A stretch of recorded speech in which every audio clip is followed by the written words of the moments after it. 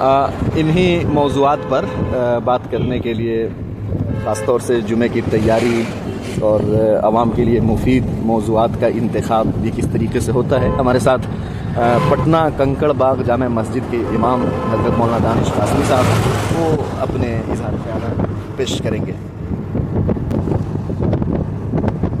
آج بہت خوشی ہو رہی ہے۔ سب سے پہلی بات تو یہ ہے کہ ہم لوگوں کا یہ سفر چمپارن کی مشہور و معروف سرزمین، یہاں پہ ایک معروف ادارہ ہے جامعہ اسلامیہ برہانیہ سمرا، جو ہمارا مادر وطن بھی ہے، وہاں سے ایک قافلے کی شکل میں اس میں احترام ہے۔ یہ لوگ ہم لوگ 60-70 کلومیٹر دور ایک سنت کی ادائیگی کے لیے ہم لوگ سفر پہ نکلے ہیں۔ عام طور پر ہوتا یہ ہے کہ سفر میں انسان جب جاتا ہے تو کھانے پینے کے بارے میں تذکرہ کرتا ہے، کون سا ہوٹل بک کیا جائے، کون سا کھانا جو ہے پسند کیا جائے، سب لوگ اپنی اپنی رائے پیش کرتے ہیں۔ لیکن ایسا نہیں ہے، یہ سفر بڑا ہی پررونق اور علمی مجلس بن گئی ہے۔ تو یہ سفر ہم لوگوں کا ایسے ہی چل رہا ہے۔ خیر، اللہ تعالیٰ اس سفر کو کامیاب کرے اور اس مقصد کے لیے ہم لوگ جہاں جا رہے ہیں اس مقصد میں بھی کامیابی نصیب فرمائے۔ اور اس میں بہت سے علماء کرام ہیں، سب لوگوں نے اپنی اپنی رائے اور علمی تحقیقات پیش کی ہیں، چونکہ سارے لوگ مساجد سے جڑے ہوئے ہیں، کسی نہ کسی ادارے اور تنظیم سے جڑے ہوئے ہیں، سب کی رائے آ چکی ہے۔ اور اس علمی حلقے میں علمی اعتبار سے میں ہی کمزور ہوں۔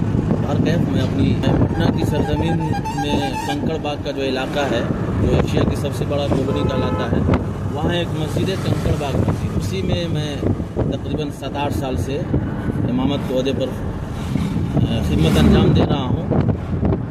اور اسی کے بازو میں میدانتا ہاسپٹل بھی ہے۔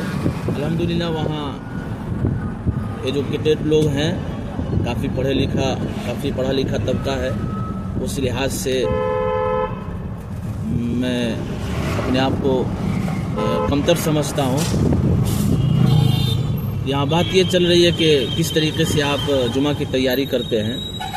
تو سب سے پہلے تو چونکہ امام جو خطیب ہوتا ہے ہر جمعہ اس کو پبلک کے سامنے آنا ہوتا ہے، تو ہر جمعہ اس کو بیانات کرنے ہوتے ہیں۔ تو جس جمعہ میں ان کو تقریر کرنی رہتی ہے، سب سے پہلے وہ اپنے ذہن میں یہ بات لانے کی کوشش کرتے ہیں کہ آئندہ جمعہ کس عنوان پر ہمیں تقریر کرنی ہے۔ تو جو بیسک بنیادی چیزیں ہوتی ہے جس کو عام طور پر لوگ اس کو نظر انداز کر کے چلتے ہیں، تو جمعہ کے بیانات میں اس کو لانے کی کوشش کرتے ہیں۔ مسجد میں کس طریقے سے داخل ہونا ہے، کس طرح سے نکلنا ہے، ان سب چیزوں کو جو ہے بیان کیا جاتا ہے۔ اور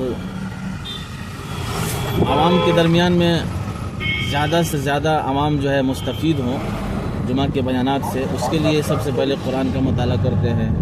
اسی طرح جو اکابرین نے جو قرآن اور حدیث کی روشنی میں جو کتابیں لکھی ہے اس کا میں مطالعہ کرتا ہوں۔